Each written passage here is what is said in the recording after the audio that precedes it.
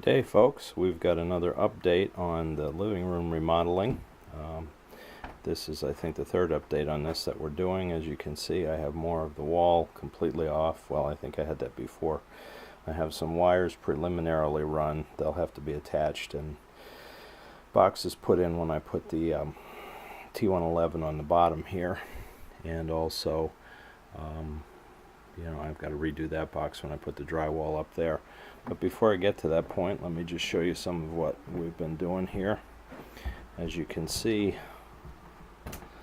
all along here, zoom back a little bit, all along here we've taken plaster down and off as much as I think I need to.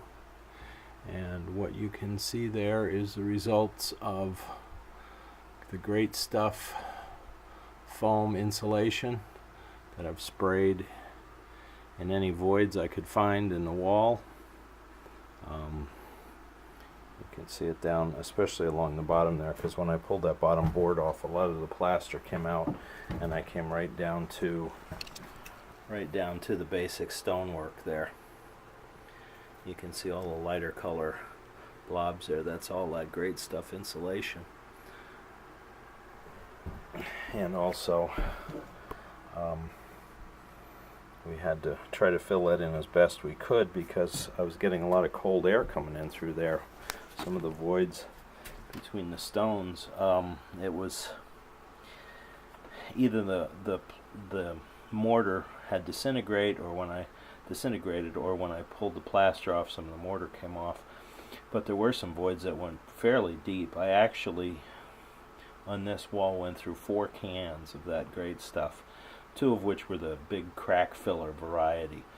So I don't know how much went back into the wall. In some of them I just kept spraying until it started to bubble out.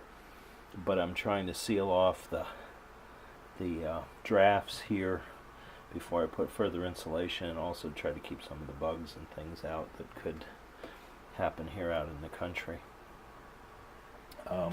Another thing that I said that I would be doing, I have now done here. There is a receptacle that I've cut into this window box on this side here, and also I put one in, excuse me, the wine's sort of in the way here, still going through the fermentation process, but you can see there's another one that I put in. None of them are hot yet, of course, but they will be all tied in.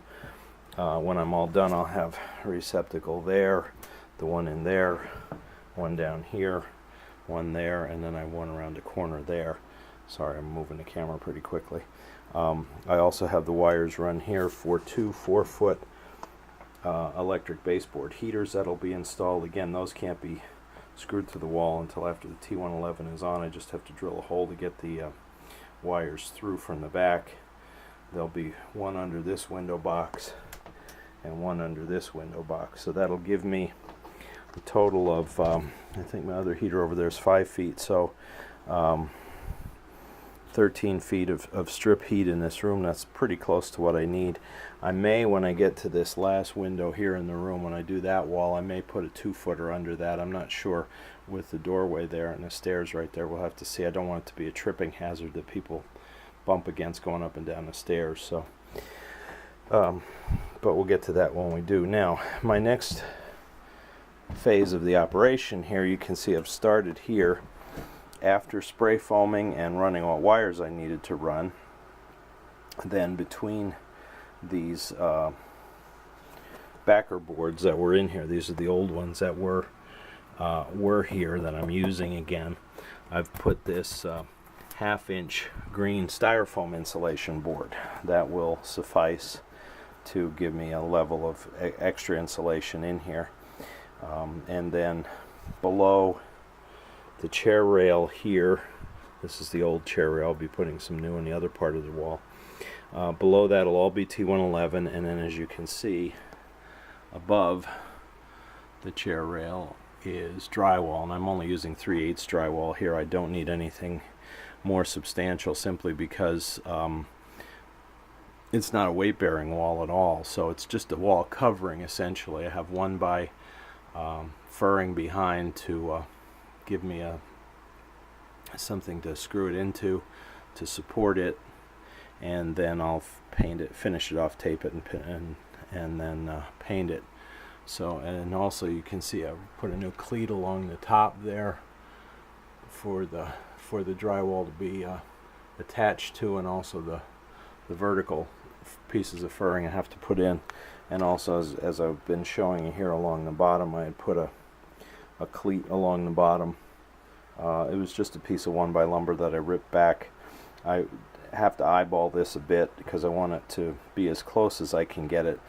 I'm under no illusions that this wall is anyway square or straight or even plumb, so you just kind of have to do the best you can with that, unless you really want to get into an extended squaring up process. But I think if visually it looks okay, that'll be fine. Again, it's not weight bearing, this is cosmetic. The load of the house is being borne by the stone foundation, and as I said, well, you can see from the width of the window box, it's approximately 18 inches thick, so it's holding the weight without anything I'm doing here, so that won't matter. But that's going to be the plan. I'm going to finish putting the green board insulation in along. I'll have to run some furring vertically in through here, so I've got some nailers. Certainly in this section here, this large section, I'll have to put some down almost like studs to support the weight of the drywall that's going to be on there, and also get the insulation in between it. And then also I will put a couple on either side of the window box here, so I have solid backing to screw the heaters to the wall so that they can't come off. I don't want to just put them onto the 11/32 T111. That's fairly flimsy, and I don't want to support the weight of the heaters with them. So they'll be backing behind them. So we'll get to that when we do.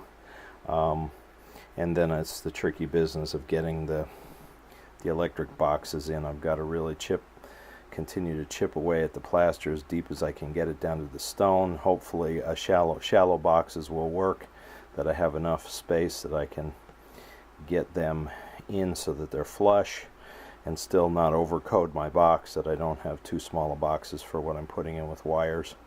But I've chosen for this application here, because I'm working with cutting holes into the wood and plaster and stone, I've chosen to use metal boxes rather than the plastic ones. I think they'll work better.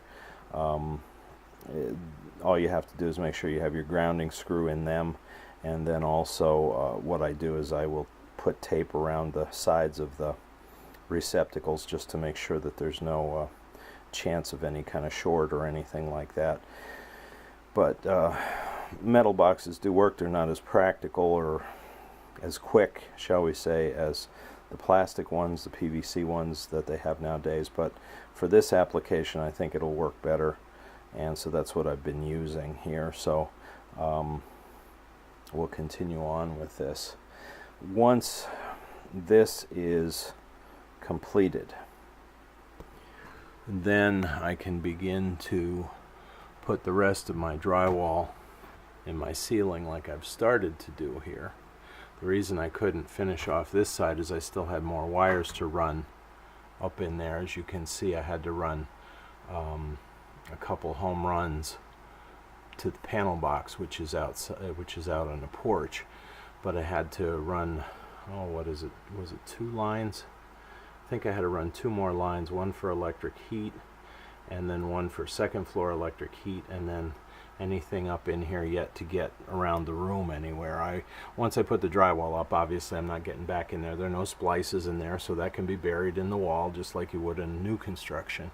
But before I could finish off the ceiling, I had to make sure I had all my wires run.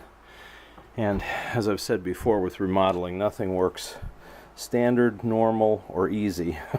So you just have to plan it out as best you can in advance, and don't finalize any part of the project until you're sure that you didn't skip a step or miss a step along the way, or then you're tearing things back out and having to do what you forgot to do, or you have to come up with some new grandiose plan to make up for the mistake. So at any rate, that's where we stand at this point. I'll come back to you again when I've got more of this done, when I've got more drywall on, some T111 on, and we'll show you how it continues to turn out. So thank you for watching, and please subscribe to our channel.